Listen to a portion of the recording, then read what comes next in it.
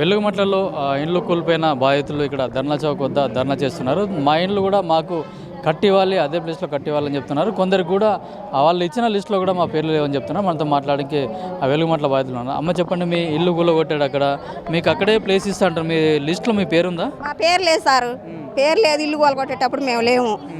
రేపు కూలిపిరానంగా ఇవాళ ఊరికి వెళ్ళాం మా పాప కాడికి. వెళ్ళి వచ్చే కల్లా నైట్కి నైటే వచ్చి కూలిపారంట. కూలిపితే తెల్లారి 3వ రోజు తెల్లారి వచ్చినాం మేము. తెల్లారి వచ్చే కల్లా సామాన్ ఎడిపోయిందో అది అంతా కూలిపోయింది. కూలిపోయినట్టు తెల్లారి నుండి కూడా అప్లికేషన్లే పెడుతున్నాం మేము. ఏడావి ఎంఆర్ఓ ఆఫీస్లో ఒక 100 పెట్టిను, కలెక్టరేట్లో ఒక 100 పెట్టిను. అడి తిరిగి ఏడ అప్లికేషన్ అంటే అడిగే పెడుతున్నాం. ఇంకా వత్త ఏమని ఏడైనా వచ్చేటట్టుకు లేదు. కూలిపోయింది. ఇప్పుడు 720 ఇండ్లు కూలిపారంట. అందులో మా పేరే లేదు. ఒక్క పేరు కాదు లేదు. అందులో 20 మంది దాకా ఉన్నాం సార్. అసలు పేరు లేని వాళ్ళం, ఇల్లు కోల్పోయిన వాళ్ళం 20 మంది ఉన్నాం. 20 మందికి మరి ఏమి న్యాయం చేస్తారో మీ తరపున న్యాయం చేయండి సార్. కొంతమందికి మేము ఇల్లు ఇస్తామని కూడా చెప్తున్నారు కదా, మరి మీకు ఇల్లు ఇవ్వట్లేదు. మరి ఇప్పుడు గవర్నమెంట్కి ఏం చెప్తారు మీరు? ఏం చెప్పేది, గవర్నమెంట్ని ఏడుకోవటమే. ఇచ్చిన దాకేగా తిరుగుతున్నట్టు పోరాటం చేస్తూనే ఉంటాం. మా ఇంట్లో అయితే ఉత్తకపోయినాయేమో. మీకు తగ్గోళ్ళు సపోర్ట్ ఉంటే మేము తిరుగుతూనే ఉంటాం సార్. మేము ఎన్ని సంవత్సరాల నుంచి ఉంటున్నారు? 10 సంవత్సరాల నుండి ఉంటున్నాం. చెట్టు శామ కొట్టిన కాడ నుండి కూడా ఆడే ఉంటున్నాం. కానీ చివరి టైంలో లేవు మేము ఇల్లు కూలిపోయేటప్పుడు. మరి చివరి టైంలో ఎవరు నిలబడితే వాళ్ళకి ఇస్తారు. బాటన పోయాను కనుక వచ్చి మా మొత్తాలు నిలబడి ఫోటో దిగిండు. వాళ్ళకి వచ్చినాయి అంటే ఇండ్లు. మేము 10 సంవత్సరాల నుంచి కంపా కట్టగొట్టిన వాళ్ళం. మేము ఏమైపోవాలి సార్? మరి మేమేం కావాలి? మాకు ఒక ఏమీ లేవు. ఇళ్ళగాడ ఒక ఇల్లు లేదు, ఒక పొలం లేదు, ఏమీ లేదు మాకు. వచ్చాక ఆడే ఉన్నాం. ఇక అంటే మీ జిల్లా నుంచి 2 మంత్రులు ఉన్నారు కదా, మంత్రులకు చెప్పారా మీరు? మంత్రులు ఏం తెలియదు సార్ మాకేగా. అసలు కూల కొడతామని తెలియదు, అసలు ఏం చేస్తామని కనుక మాకు తెలియదేగా. ఇక అంతే సార్. మాకు పొంగులేటి శ్రీనివాసరెడ్డి మంత్రి కూడా వచ్చి మీకు ఇల్లు ఇస్తాము, అక్కడే కట్టిస్తామని కూడా చెప్తున్నారు. మరి కట్టితో అసలు ఆ లిస్టులో మా పేరు లేదుగా సార్. మరి లిస్టులో ఎవరు రాశారు అంటే అక్కడ అసలు ఎవరు వచ్చినాయో మాకే తెలియదు. మరి వేరే వాళ్ళు 100 మందికి వచ్చినాయి అంటున్నారు. అసలు ఎవరు రాపించుకున్నది మాకు తెలియదు. వచ్చిన వాళ్ళు మీ దగ్గర, మీ ఏరియాలో ఇల్లు కూలిపోయిన వాళ్ళైనా వేరే వాళ్ళు ఉన్నారు? వేరే వాళ్ళు అంట. వాళ్ళు అక్కడ మా అమ్మలు మీ ఇల్లు కూలగొట్టి వేరే వాళ్ళకి ఇస్తున్నారు. అంతే మరి. ఇక మా ఇంట్లో కూలగొట్టి వేరే వాళ్ళకి ఇచ్చినట్టేగా సార్. మేము మొదటి నుంచి ఉండాలా, మేము కోల్పోయినట్టేగా. మరి ఆడ ఇప్పుడు మరి అసలు ఏం చేయాలో మాకే తెలియట్లే. మరి ఎంత చేసే బదులు ఏడపోయి ధర్నాలు చేద్దామన్నా కూడా ధర్నా కూడా చేయని ఇట్లా మమ్మల్ని రోడ్డు మీద ఎర్రటండ్లో ధర్నా చేస్తున్నా కూడా ఇక్కడ చేయడానికి లేదని మమ్మల్ని కుక్కలను కొట్టినట్టే కొడుతున్నారు. ఏడకంటే ఆడికి పోయి రిసుకు పుట్టి ఇప్పుడు ఎక్కడికి వచ్చినాం. ఎక్కడికి వస్తే కొద్దిగా న్యాయం జరుగుతాం మరేమంత అన్నని మేము వచ్చినాం. అంతే. అంటే ఇప్పుడు మహిళా ప్రభుత్వం అని చెప్తున్నారు కాంగ్రెస్ గవర్నమెంట్. ఇప్పుడు మహిళలకి అన్యాయం చేస్తుంది కదా. మహిళలు ఏదేం లేదు, చెప్పటమే గట్ట. కానీ మహిళలకి ఏం చేసేటట్టుకు లేదు. మాటలు చెప్పటమే. మనం ఎన్నేం చెప్పుకుంటాం మనం గొప్పగా. ఆ గొప్ప ఏమీ లేదు అసలుకి. మళ్ళీ వచ్చే 10 సంవత్సరాలు కూడా నేను ముఖ్యమంత్రి ఉంటాను. ముఖ్యమంత్రి గాడికి పాడు కాదు. ఎంతగానో ఇల్లు కూలుపుతుంటే ముఖ్యమంత్రి ఎట్టయితుడు? ఇల్లు కట్టుకున్న వాళ్ళు కట్టపడి ఇల్లు కట్టుకున్న వాళ్ళకి ఆడక అసలు నామరూపాలు లేకుండా చేస్తుంటే ముఖ్యమంత్రి అవుతుడా? యాత్ర ఓట్లు యాత్ర అంటే మళ్ళీ సార్ ముఖ్యమంత్రికి ఓటేయరు మీరు? ఓటేయం. మరి ఎట్టగోలు కొడితే మేము చెడిపోతాం. ఇంకా రోడ్లు పడి అడుక్కొని తింటుంటే అడుక్కొని తినే వాళ్ళం. మళ్ళీ మేము ఎట్టేస్తాం పేదవాళ్ళం ఓట్లు వేసి ఎందుకు గెలిపిస్తాం మేము? మీరు అప్పుడు వెలుగుమట్లలో ఇప్పుడు కొలగొట్టిన ఇల్లు ఉంది కదా, అప్పుడు మీరు పర్మిషన్ తీసుకొని కట్టుకున్నారా?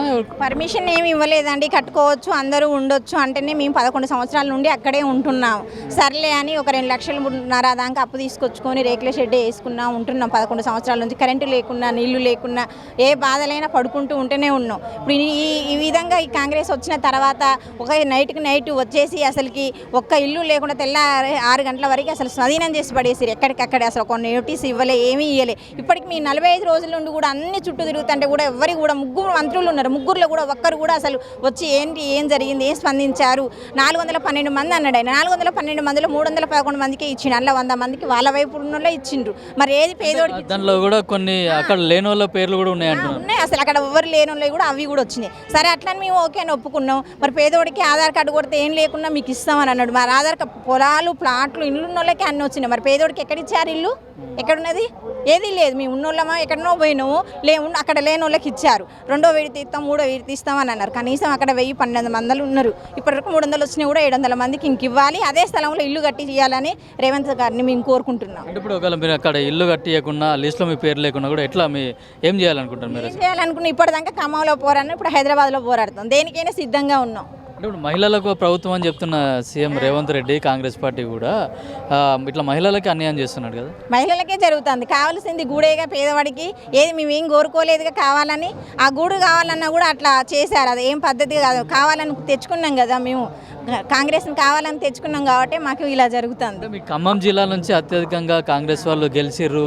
ఇక ఖమ్మం తోటే ఇప్పుడు ప్రభుత్వం కూడా ఏర్పడదు, కానీ మీ ఖమ్మం వాళ్ళకి అన్యాయం జరుగుతుంది. ఖమ్మం వాళ్ళకే జరుగుతుంది. ఇప్పుడు మెలుగుమట్లే కానీ ఎక్కడ కానీ మూసీ నది వాళ్ళంటే వాళ్ళకన్నా కొంచెం చెప్పారు, కానీ మాకు అసలు చెప్పకుండా చేశారు. ఇక ఏదైనా మొత్తం నైట్కి నైట్ వచ్చి చేయడం వల్ల ఇప్పటికి 312 మందిలో అన్న 100 మందికి వాళ్ళకపోయినా కూడా కనీసం 700 మందికైనా మళ్ళీ ఇస్తాము చేస్తాము అనేది కూడా ఏమీ లేదు. ఏ మంత్రి దగ్గర నుండి కూడా ఏ స్పందన లేదు.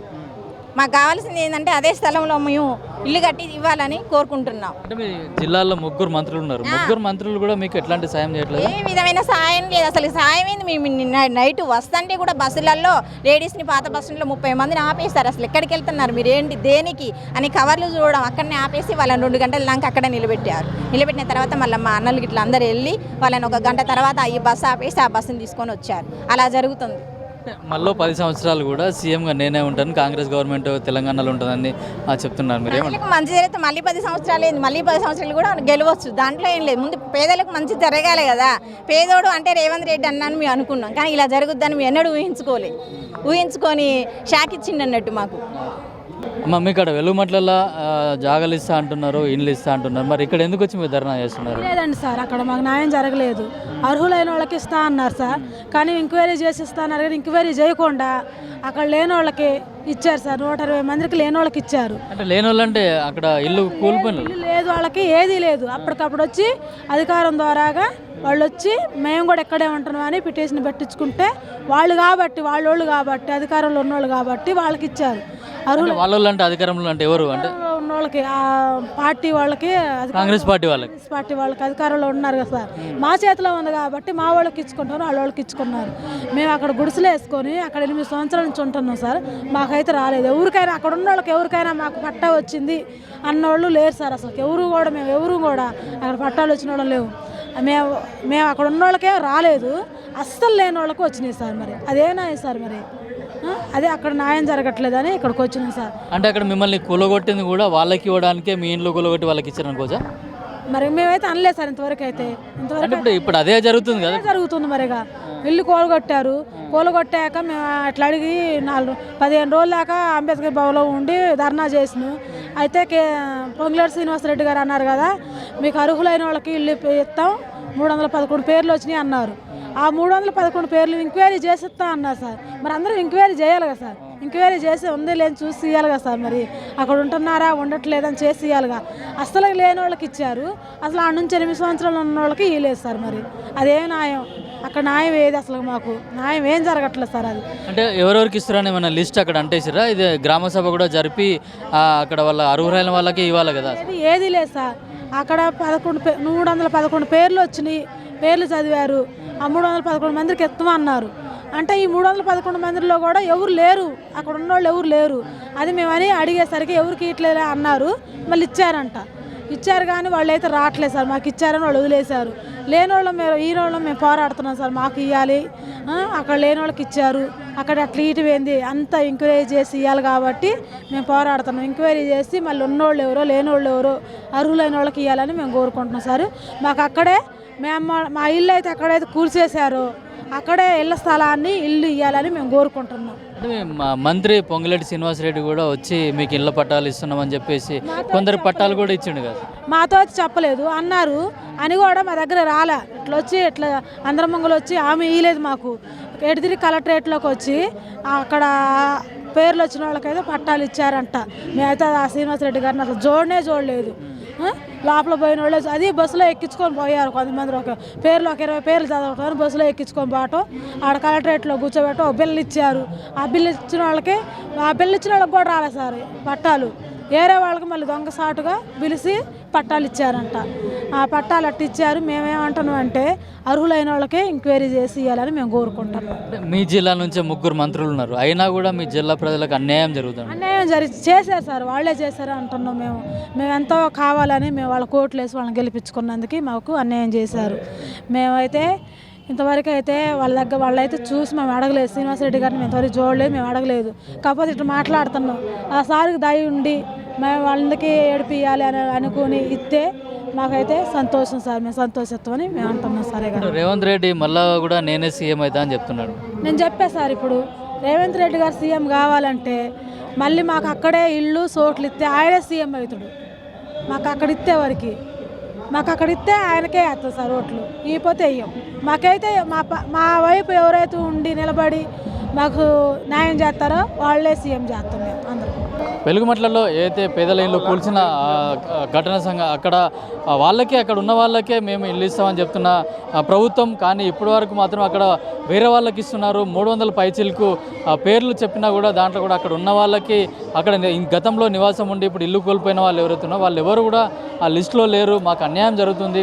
ఎవరైతే అక్కడ నివసించి ఇల్లు కోల్పోయిన వాళ్ళు ఉన్నారో వాళ్ళందరికీ కూడా ఎంక్వైరీ చేసి ప్రభుత్వం మా ఇల్లు మాకు అక్కడే అదే ప్లేస్లో కూడా కట్టించాలని చెప్పేసి కూడా వెలుగుమట్ల బాధితులు అయితే డిమాండ్ చేస్తున్నారు. కెమెరామెన్ మధుతో కిరణ్ కుమార్, పల్లవి టీవీ, ధర్నా చౌక్, హైదరాబాద్.